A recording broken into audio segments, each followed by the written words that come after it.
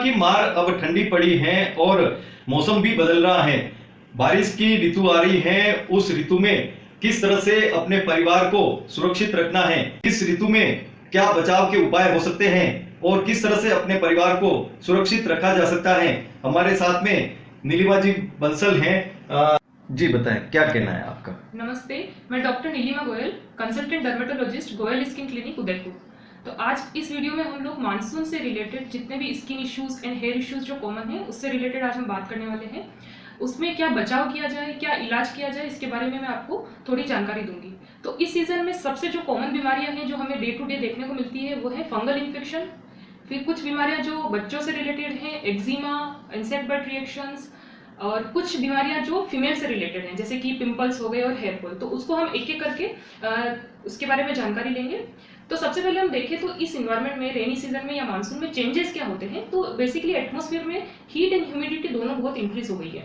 तो इसकी वजह से एटमॉस्फेयर में ह्यूमिडिटी काफ़ी है। और स्किन में हम चेंजेस देखें तो स्किन में चेंजेस ये हैं कि ऑयल ग्लैंड काफ़ी एक्टिव रहती है इस सीजन में और स्वेटिंग बहुत ज़्यादा होती है, पसीना काफ़ी ज़्यादा होता है। काफ़ी बीमारियां इसी दोनों कारणों की वजह से देखने को मिलती है। तो फंगल इन्फेक्शन की बात करें, फंगल इन्फेक्शन होता क्या है, दाद है, दादर है या रिंगवर्म जिसे आप बोलते हैं, काफ़ी कॉमन है ये। और सबसे ज़्यादा ये प्रेजेंट कैसे करता है, बॉडी फोल्ड्स में, जहाँ पे पसीना ज़्यादा आता है, under arms area, thigh area, वहाँ पे आपने देखा होगा लाल कलर के रिंग फॉर्म में चकत्ते से बन जाते हैं, काफ़ी ज़्यादा उस पर खुजली या ईचिंग महसूस होती है।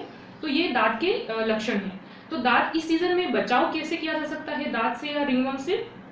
जिनका ऑक्यूपेशन ऐसा है जिसमें स्वेटिंग बहुत ज़्यादा होती है, फार्मर है, हाउसवाइफ से, या जिनका फील्ड वर्क ज़्यादा रहता है, वो क्या करें कि दिन में 2 बार नहाएं, अगर पॉसिबल हो तो दिन में 2 बार अपने कपड़े चेंज करें। कपड़ों में जब भी आपको नमी महसूस हो तो आप कपड़े तुरंत चेंज करें। नहाने के लिए एंटी फंगल साबुन, एंटी फंगल पाउडर का आप यूज़ करें। पैरों में भी फंगल इन्फेक्शन कॉमन हो जाता है, तो जिनका प्रोफेशन ऐसा है जिसमें शूज़ वगैरह पहने रहते हैं तो आप सॉक्स के अंदर भी एंटी फंगल पाउडर को यूज़ कर सकते हैं। दूसरा भी रेनी सीजन है, अगर आप बाई चांस कभी भीग जाते हैं तो कपड़े तुरंत चेंज करें। लंबे टाइम तक गीले कपड़े अपने स्किन के कांटेक्ट में नहीं रहने चाहिए। इस सीजन में जितना पॉसिबल हो आप ओपन फुटवियर यूज़ करें ताकि फंगल इन्फेक्शन के चांसेस कम हो जाते हैं। अगर किसी को दाद या इन्फेक्शन हो चुका है तो नेल से स्क्रैचिंग ना करें, नेल शॉर्ट रखें, क्योंकि जो स्किन में इन्फेक्शन है वो आपको नेल में भी ट्रांसमिट हो सकता है। दूसरा, अपने तौलिए, अपने कपड़े आप अलग से सेपरेट टब में वॉश करें। वॉश करने के लिए आप गर्म पानी का यूज़ कर सकते हैं और उन्हें सनलाइट में ड्राई करें। काफ़ी लोगों को ये सीज़न में प्रॉब्लम रहता है कि सनलाइट नहीं है तो हम ड्राई कैसे करें या कपड़ों में नमी रह जाती है, तो उसका सॉल्यूशन भी हम आपको बताते हैं। कपड़ों को आप सनलाइट में ड्राई करने के बाद आप आयरनिंग करके पहने जिससे कपड़ों की नमी निकल जाए। इसी तरह से शूज़ अगर वेट हो चुके हैं तो आप उनको जो ब्लो ड्रायर रहता है उससे भी ड्राई कर सकते हैं। तो ये फंगल इन्फेक्शन के बेसिक टिप है, इसको अगर आप फॉलो करते हैं तो आप डेफिनेटली इससे बच सकते हैं। और अगर एक बार आपको फंगल इन्फेक्शन स्टार्ट हो चुका है तो इसके ट्रीटमेंट में आप डिले ना करें। कुछ ट्यूब वगैरह आप ट्राई करते हैं उससे ट्रीटमेंट बहुत डिफिकल्ट हो जाता है, तो तुरंत उपचार से इसका उपचार बहुत ईजी हो जाता है। अब सेकंड प्रॉब्लम की बात करें तो इस सीजन में चिल्ड्रंस को किस तरह से स्किन इश्यूज हो रहे हैं और उसको पेरेंट्स किस तरह से डील कर सकते हैं। तो सबसे पहले बात करते हैं एक्जिमा की। तो इस सीजन में जैसे हमने बताया कि स्वेटिंग बहुत रहती है, पसीना बहुत आता है, तो छोटे बच्चों में एक एक्जिमा रहता है जो कि स्किन का बैरियर फंक्शन डिस्टर्ब होने की वजह से डेवलप हो जाता है। बच्चों के नेक फोल्ड्स में, एल्बोज पे और नीज के बिहाइंड में रेशेस डेवलप हो जाते हैं, स्किन रफ हो जाती है, कई बार पानी निकलता है और बच्चों को काफ़ी खुजली महसूस होती है। तो इस तरह की सेंसिटिव स्किन वाले बच्चों के लिए पेरेंट्स को क्या ध्यान रखना है, बच्चों का जो बेडिंग टाइम है, नहाने का जो समय है, आप उसे 5 मिनट से कम रखें। लंबे लंबे टाइम तक आप बच्चों को नहलाएं नहीं। दूसरा, आजकल जो लिक्विड सोप बहुत ट्रेंड में है, तो डॉक्टर्स या डर्मेटोलॉजिस्ट की ये एडवाइस रहती है कि सोप या बार जो रहता है वो हमेशा बेटर रहता है लिक्विड सोप से, तो आप लिक्विड सोप यूज़ करना अवॉइड करें सेंसिटिव स्किन के बच्चों में। और इस तरह के बच्चों में जो आपको साबुन यूज़ करना है वो सेंडेड बार होना चाहिए, क्योंकि उसका जो पीएच है बच्चों की स्किन की पीएच से मैच करता है, तो स्किन अच्छी रहती है। दूसरा, नहलाने के लिए बच्चों को बहुत गर्म पानी यूज़ नहीं करें, उससे स्किन और ज़्यादा ड्राई हो जाती है। लिपवॉर्म वाटर आप यूज़ कर सकते हैं। नहलाने के बाद में पेरेंट्स बच्चों को तुरंत ही मॉइस्चराइजर लगाएं, क्योंकि जब स्किन नम रहती है, मॉइस्ट रहती है, तभी मॉइस्चराइजर का इफेक्ट अच्छे से उसमें आ सकता है। अब इस तरह के बच्चों के रूम में क्या चेंजेस करने चाहिए। ये जो एक्जिमा होता है जनरली डस्ट से, पोलन ग्रेन से या आउटसाइड कोई एलर्जन से प्रेसिपिटेट होता है या उससे ट्रिगर होता है। तो पेरेंट्स को ये ध्यान रखना चाहिए कि अटोपिक बच्चों के अंदर, बच्चों के रूम के अंदर फर वाले टॉयज आप अवॉइड करें। कोई भी कारपेट है या जो कर्टेंस है या सोफा है जो डस्ट कैचिंग है, इस तरह की चीज़ें आप वहाँ से हटा दें। बच्चों को क्लोथ्स में क्या ध्यान रखें, सिंथेटिक क्लोथ्स इस तरह के बच्चों का पूरी तरह से अवॉइड करें। कॉटन और सॉफ्ट फैब्रिक वाले क्लोथ्स को आप यूज़ करें। दूसरी जो समस्या ज़्यादा रेनी सीजन में बच्चों को फेस होती है वो है insect bite reaction. Mosquito bite या कोई भी रेनी सीजन के इंसेक्ट्स जब बच्चों को बाइट करते हैं तो बच्चों में रिएक्शन ज़्यादा होती है। रेडनेस, स्वेलिंग और रीचिंग बच्चों में बड़ों के कंपैरिजन में काफ़ी ज़्यादा होती है। तो इसको कैसे डील करें? पेरेंट्स को ध्यान रखना है, जब भी हम बच्चों को बाहर ले जाते हैं या कोई वॉक के लिए ले जाते हैं तो बच्चों को हमेशा फुल स्लीव्स के क्लॉथ आप यूज़ करें। और इंसेक्ट रिपेलेंट क्रीम आती है जो क्लोथ्स के अंदर की तरफ आप अप्लाई कर लें। और फैब्रिक रोल ऑन भी आते हैं इंसेक्ट रिपेलेंट्स, वो यूज़ करें जिसकी स्मेल से इंसेक्ट बच्चों से दूर रहते हैं। सॉक्स पहनाना ना भूलें, बच्चों को सॉक्स पहनाना कंपलसरी है। दूसरा, आप हाथ पे इंसेक्ट रिपेलेंट क्रीम यूज़ ना करें क्योंकि बच्चों की जो हैबिट रहती है कि वो माउथ में वो टॉक्सिन उनके जा सकता है, तो आप माउथ पे, हैंड्स पे आप उस चीज़ को अवॉइड करें। अगर इंसेक्ट बाइट हो जाता है तो आप केलामिन करके एक लोशन आता है जो हल्का सा आप अप्लाई करें, इससे बच्चों की स्किन में काफ़ी सूदिंग इफेक्ट होता है और इचिंग रिलीव हो जाती है। बच्चा यदि बहुत इरिटेबल है तो आप उनको एंटी इचिंग सिरप रहती है वो भी इंट्रोड्यूस करें। साथ में घर में जो इंसेक्ट बाइट से प्रिवेंशन के लिए जो छोटे छोटे मेजर्स आप ले सकते हैं कि विंडोज एंड डोर पे आपके प्रॉपर नेट होना चाहिए। दूसरा, इंसेक्टिसाइड स्प्रे आप ईयर में 2 बार या सीजन स्टार्ट होने से पहले इंसेक्टिसाइड स्प्रे आप कंसीडर करें। तो ये छोटे छोटे मेजर हैं जिससे आप काफ़ी अच्छे से प्रिवेंट कर सकते हैं। अब बहुत छोटे बच्चों की बात करें तो इस सीजन में नेपी रैश भी बहुत कॉमन हो जाता है। मॉइस्ट नेपी या गीली नेपी आप बिल्कुल अवॉइड करें बच्चों को।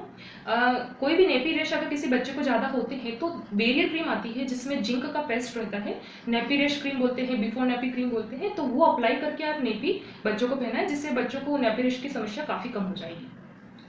अब हम चलते हैं हमारी तीसरी population, female population, teenager girls. इनमें इस सीजन में सबसे ज़्यादा कॉमन होते हैं एक्ने एंड हेयर फॉल। तो एक्ने सीजन में इंक्रीज होने का कारण ये है कि जैसा हमने बात किया कि बाहर एनवायरनमेंट में ह्यूमिडिटी काफ़ी ज़्यादा है, स्किन आपकी ऑयली है, तो जो ओपन पोर्स होते हैं ऑयलीनेस की वजह से डर्ट केज करके क्लॉग्ड हो जाते हैं जिसकी वजह से एक्ने के ब्रेकआउट्स काफ़ी इंक्रीज हो गए। सेकंड, अभी कोरोना के टाइम में मास्क का यूज़ हम काफ़ी कर रहे हैं, तो मास्क की जो रिम होती है उस पर प्रेशर पड़ने की वजह से भी ओपन पोर क्लोज हो जाते हैं। मास्क के जो अंदर का इन्वायरमेंट होता है ह्यूमिडिटी के साथ में थोड़ा इन्फेक्शन एक्यूमुलेट कर लेता है, तो एक्ने ब्रेकआउट्स इस सीजन में काफ़ी कॉमन है। बट एक्ने से कैसे आप बच सकते हैं? एक्ने से बचने के लिए मैं कुछ टिप्स आपको देती हूँ। फेस को आप दिन में 2 से 3 बार वॉश करना है। फेस वॉश कौन सा चूज करते हैं वो बहुत इंपॉर्टेंट है। फेस वॉश के अंदर अल्फा हाइड्रोक्सी एसिड सैलिसिलिक करके एक मॉलिक्यूल रहता है, तो लेस देन 1% वो होना चाहिए। तो आप अपने डर्मेटोलॉजिस्ट की एडवाइस ले सकते हैं और इस तरह के फेस वॉश आप दिन में 2 या 3 बार यूज करें। स्किन ओवर ड्राई नहीं है उसके लिए फेस वॉश करने के बाद आप तुरंत मॉइस्चराइजर लगा लें। अगर किसी का प्रोफेशन ऐसा है जिसमें आपको थोड़ा बहुत मेकअप डेली यूज करना पड़ता है तो ऑयल बेस्ड मेकअप आप अवॉइड करें और पाउडर बेस्ड मेकअप आप यूज कर सकते हैं। नाइट में सोने से पहले क्लिनजर से पूरा मेकअप क्लीन करके फेस वॉश करके उसके बाद ही आप सोएं ताकि पोर क्लोज नहीं रहे। अब कई लोगों को प्रॉब्लम रहती है कि डीप क्लीनिंग के लिए क्या हम स्क्रब यूज कर सकते हैं, तो स्क्रब आपको तभी यूज नहीं करना है जब आपको ऑलरेडी एक्ने ब्रेकआउट्स हैं, तभी के लिए बिल्कुल भी रिकमेंडेड नहीं है। रूटीन में अगर कोई स्क्रब यूज करना चाहता है तो वीक में 1 बार आप कर सकते हैं, कोई भी होम बेस्ड या रेडीमेड, बट वो बहुत ज़्यादा ग्रेन्युलर या कोर्स नहीं होना चाहिए क्योंकि कोर्स स्क्रब स्किन के लिए अच्छा नहीं माना जाता है। दूसरा, आपको प्रेशर बहुत ज़्यादा अप्लाई नहीं करना है। तो ये बेसिक और कुछ आप एंटी एक्ने मेडिकेशंस भी आप यूज़ कर सकते हैं जिससे कि एक्ने आपके काफ़ी कंट्रोल रहेंगे। अब जो हमारी नेक्स्ट प्रॉब्लम है हेयर फॉल इस सीजन में बढ़ जाता है। उसके 2 रीजन है। हेयर का 2 साइकिल होता है, एक तो ग्रोइंग फेज होता है जिसमें सारे हेयर ग्रोथ करते हैं और एक हेयर का शेडिंग फेज होता है जिसमें कि हेयर शेडिंग होता है। तो नेचुरली जो हेयर का शेडिंग साइकिल है जिसको कि हम टीलोजन बोलते हैं वो कोइंसिडेंट होता है इसी वेदर के आसपास और इसी मंथ के अराउंड, तो इसकी वजह से हेयर शेड होते हैं। और प्लस जो इन्वायरमेंट है जिसमें कि ऑयलीनेस इंक्रीज हो रही है, ह्यूमिडिटी हो रही है, तो बालों का जो रूट्स होता है वहाँ पे डेंड्रफ, डर्ट ये सब एक्यूमुलेट हो जाते हैं और बालों के जो शाफ्ट हैं उसको वीक कर देते हैं जिससे हेयर फॉल हो जाता है। तो इस सीजन में जिस तरह से स्किन का डीप क्लीनिंग रिक्वायरमेंट है, हेयर के लिए भी आपको उतना ही कॉशियसली होना चाहिए। वीक में 2 से 3 बार आप हेयर शैम्पू रेगुलर में यूज़ करें और अपने फिंगर्स से प्रॉपर मसाज करके जो बालों की रूट होती है वहाँ तक उसे क्लीन करें। एंटी डैंड्रफ शैम्पू का यूज़ आप सेफली वीक में 2 बार कर सकते हैं। कीटाकोनोजोल बेस्ड आते हैं और जिन्हें बहुत ज़्यादा ऑयलीनेस रहती है वो सैलिसिलिक एसिड बेस्ड कॉम्बिनेशन भी यूज़ कर सकते हैं। प्लस जो नेचुरल हमारा फिजियोलॉजिकल हेयर साइकिल है, जिससे कि हेयर शेड हो रहा है, उससे प्रिवेंट करने के लिए आप अपना न्यूट्रिशन एकदम अच्छा रखें। प्रोटीन रिच डाइट लें। प्रोटीन रिच डाइट में जैसे आप पनीर ले सकते हैं, मिल्क प्रोडक्ट्स ले सकते हैं, स्प्राउट्स इनकॉर्पोरेट कर सकते हैं, डिफरेंट टाइप की जो दालें रहती है वो आप इनकॉर्पोरेट करें, और साथ में विटामिन सोर्स की फॉर्म में आप वेजिटेबल्स एंड फ्रूट्स अपनी डाइट में इनकॉर्पोरेट करें। तो ये जो सारा वीडियो था, इससे आपको 4 या 5 जो कॉमन स्किन इश्यूज हैं मानसून सीजन या रेनी सीजन में हो रहे हैं, उससे बचने के उपाय, उसके ट्रीटमेंट हमने एडवाइस की। आप इससे फॉलो करेंगे तो आपका रेनी सीजन काफ़ी अच्छा रहेगा एंड आई होप आपको कोई स्किन एंड हेयर इश्यूज नहीं होंगे। Thank you. जिस तरह से कोरोना की जो तीसरी लहर की आशंका बता रहे हैं डॉक्टर और वैज्ञानिक की तीसरी लहर आ सकती है, ऐसे में परिवार को कैसे सुरक्षित रखा जाए और बच्चों को विशेष करके इस तीसरी लहर में कैसे बचाया जा सके?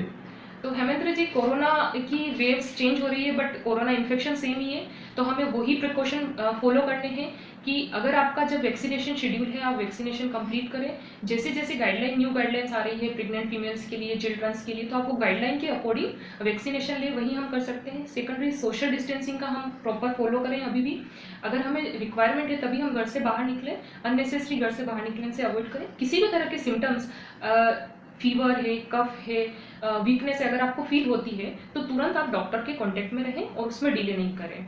तो ये बेसिक मेजर्स है जिसे हमें लेना चाहिए। हैंड वॉश वगैरह हम कर सकते हैं, सैनिटाइजर का यूज़ कर सकते हैं, बट अपनी स्किन को प्रोटेक्ट करें। हैंड वॉश सैनिटाइजर के बाद डर्मेटोलॉजिस्ट रिकमेंड करते हैं कि मॉइस्चराइजर प्रॉपर्ली लगाया जाए, नहीं तो एक्जिमा केसेस काफ़ी इनकॉर्पोरेट हो जाते हैं। तो ये सब बेसिक मेजर्स हैं जिन्हें लेकर हम बच सकते हैं डेफिनेटली। तो अभी मानसून सीजन में जैसे कि हेमेंद्र जी का बोलना है कि पिकनिक भी इंक्रीज हो रही है, लोगों को थोड़ा आउटिंग का भी अभी क्रेज है, तो ऐसे टाइम में क्या प्रिकॉशन हम लोग फॉलो करें, तो उसके लिए मैं आपको क्विक टिप्स बताऊंगी, जैसे जो मैंने पहले ऑलरेडी कवर की है कि यदि आप ग्रीनरी के पास जा रहे हैं या वाटरफॉल के पास जा रहे हैं तो बच्चों का क्या स्पेसिफिक हमें ध्यान रखना है। फुल स्लीव्स क्लॉथ हमने ऑलरेडी कवर किया है। सॉक्स कंपल्सरी आप बच्चों को पहनाएं। बच्चों को खेलना डर्ट में या पानी में उससे आप अवॉइड नहीं कर सकते, that is good for health, exposure होता है बच्चों को। पर जब आप घर पे वापस आते हैं तो उन्हें एक बार पूरा आप शावर दें, बच्चों को कपड़े चेंज कराएं। जो गीले कपड़े हैं वो लंबे टाइम तक आपके स्किन के कांटेक्ट में नहीं रहने चाहिए, इससे आपको इन्फेक्शन होने के चांसेस भी इंक्रीज हो जाते हैं और स्किन में एक्जिमा होने के चांसेस भी हो सकते हैं। तो घर पे आके आप अपने साबुन और साबुन का यूज़ करके प्रॉपर वॉश करके ड्राई क्लोथ्स पहने और स्किन को मॉइस्चराइज करें। और बाहर जाते हैं तो आप कोशिश करके बाहर का फूड या बाहर का वाटर अभी इस सीज़न में बच्चों के लिए अवॉइड करें। आप अपने घर से ही जो बच्चों का खाना है, पानी है, आप वो साथ में लेके चलें। तो ये बेसिक मेजर्स हैं जिससे आप बच्चों को सेफली आउटिंग करवा सकते हैं। और अभी के टाइम में जैसे कोरोना के जो वेव्स आई हैं तो 2 साल से एक स्किन की एलर्जी रहती है जिसमें इचिंग के साथ साथ में दाफड़ से निकलते हैं रेड कलर के, स्किन स्वेलिंग हो जाती है, बॉडी के किसी भी एरिया में निकल सकते हैं और कई बार उसके साथ साथ में लिप्स पे भी स्वेलिंग आ जाती है। इस कंडीशन को हम बोलते हैं अर्टिकेरिया। इसके केसेस लास्ट 2 ईयर में काफ़ी इंक्रीज हुए। ये वैसे भी काफ़ी कॉमन प्रॉब्लम है, उससे पहले भी regular day to day basis पे होती है, बट लास्ट 2 ईयर में इसके केसेस काफ़ी नोटिस हुए हैं। तो ये जो कंडीशन है ये ऐसा क्यों हो रहा है, किस वजह से ये कंडीशन हो रही है, तो उसके लिए कुछ चीज़ें ऐसी हैं कि ये जो अर्टिकेरिया की प्रॉब्लम है, स्किन एलर्जी, ये काफ़ी कारणों की वजह से हो सकती है। कई बार हमें फूड एलर्जी भी हो सकती है, कोई इन्फेक्शन है उससे भी ट्रिगर हो सकती है, या कोई टैबलेट या मेडिसिन जो हमें रेगुलर में चलती है उसकी वजह से भी ट्रिगर हो सकती है। फोर्थ, जो हमारी लाइफ में स्ट्रेस रहता है, फिजिकल स्ट्रेस या मेंटल स्ट्रेस या किसी तरह का तनाव है, उससे भी ये स्किन डिजीज प्रेसिपिटेट हो जाती है। तो आप अगर आपको लगता है कि कोई कॉमन ट्रिगर है कि मुझे ये चीज़ खाने के बाद एलर्जी हुआ है या ये चीज़ खाने के बाद मुझे ये एपिसोड हुआ है, तो आप वो जो डाइट है या वो जो फूड है आप अपनी लिस्ट में उसका नोट करके रखें और वो फ्यूचर में अवॉइड करें। एक जो ब्रॉडली हम डर्मेटोलॉजिस्ट जो रिकमेंड करते हैं कि आप एक आउटसाइड फूड जिसमें कि प्रिजर्वेटिव्स होते हैं, चाइनीज सॉस जो यूज़ करते हैं या जो खटाई वाली जो चीज़ें होती हैं, इससे काफ़ी लोगों को ये एलर्जी देखने को मिलती है। तो इस तरह के फूड जनरली हम लोग बोलते हैं पेशेंट को कि नहीं खाया जाए। नॉर्मल डाइट में आप घर पे जो बना हुआ खाना है वो सभी कुछ खा सकते हैं। और इस तरह की एलर्जी अगर होती है तो आप डर्मेटोलॉजिस्ट से मिलें और उसका जो ट्रीटमेंट होता है प्रॉपर ट्रीटमेंट आप